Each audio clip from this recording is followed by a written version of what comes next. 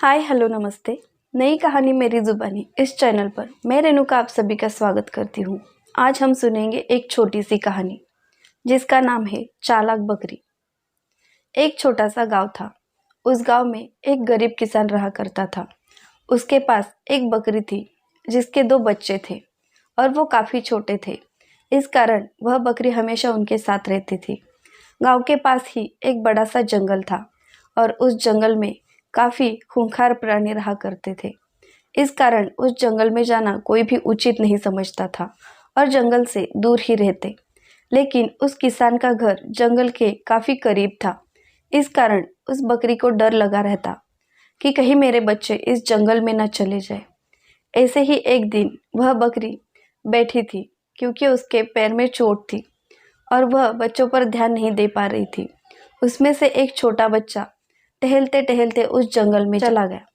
जंगल में जाने के बाद वह इतनी दूर चला गया कि उसे वापस लौटने का रास्ता ही नजर नहीं आ रहा था।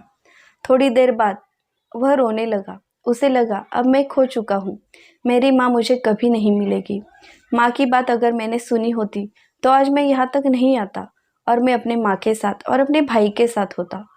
लेकिन थोड़ी देर बाद जब बकरी ने देखा कि मेरा छोटा बच्चा नहीं है तो वो डर गई और उसने देखा मिट्टी पर उसके कदम लगे हैं जो जंगल की तरफ जा रहे हैं। वो उन कदमों के पीछे पीछे गई और वो भी घने जंगल में चली गई। थोड़ी देर बाद उसे उसका बच्चा दिखाई दिया। वो दौड़ते हुए उसके पास गई।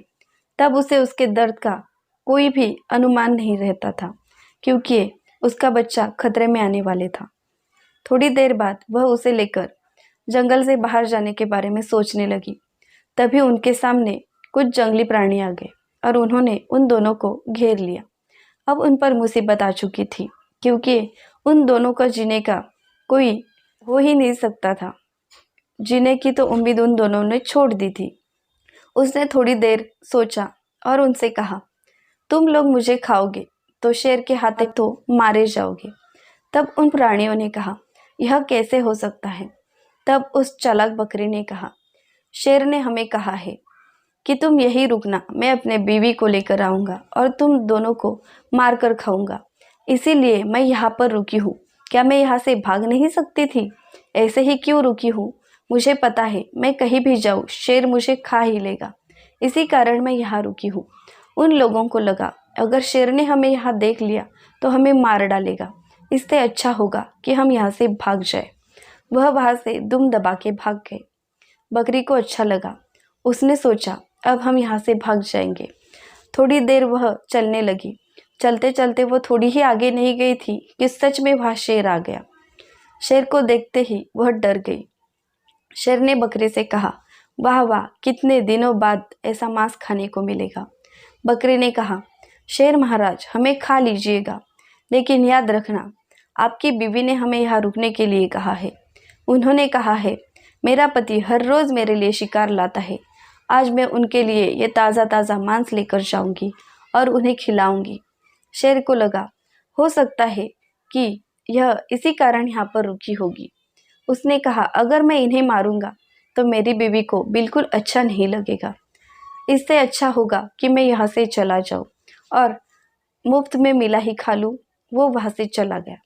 बकरी को अब थोड़ा अच्छा लगने लगा। उसने सोचा चलो यह भी मुसीबत टल गई। वह थोड़ी आगे चलने लगी। चलते चलते सामने शेरनी आ गई। अब तो उसे लगा हम तो गए ही काम से, लेकिन उसने धैर्य नहीं खोया। उसने शेरनी से कहा, माफ़ करना रानी साहिबा, अभी अभी शेर साहब हमें मिले थे। उन्होंने कहा मैं अपने बीवी को ये ताज़ा ताज़ा मांस खिलाना चाहता हूँ। तुम यहाँ से कहीं मत जाना। मैं थोड़ी देर बाद आऊँगा और तुम्हें अपने गुफा में ले जाऊँगा। हमारी कहाँ इतनी हिम्मत कि हम यहाँ से भाग जाए। कितना घना जंगल है और ऊपर से हम यहाँ पर नए हैं। हम तो महाराज के लिए रुके हैं। आप अगर हमें खाएंगी तो उन्हें कितना बुरा लगेगा और वह आपको डांट भी सकते हैं।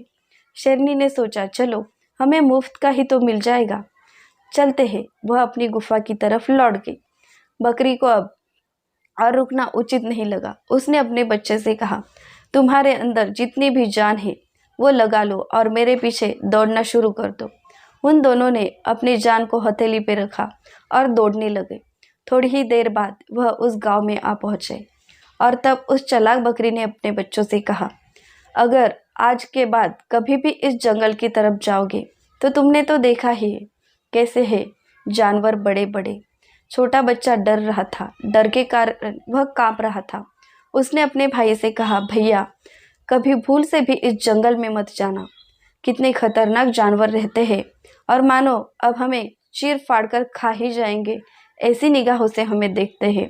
और आज से मैं शपथ लेता हूँ कि माँ की बात सुनकर ही रहूँगा, आगे से उनके बात का अनादर नहीं करूँगा और इस जंगल की तरफ गलती से भी नहीं जाऊँगा, चाहे भूखा क्यों ना मर जाऊँ, लेकिन इस तरफ नहीं जाऊँगा।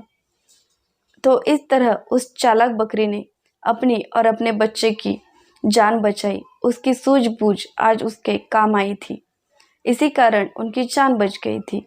तो ऐसी ही नई नई कहानियाँ सुनने के लिए हमारे चैनल को सब्सक्राइब करो और बकरी की साहसी आपको कैसे लगी ये हमें कमेंट करके ज़रूर बताना। धन्यवाद।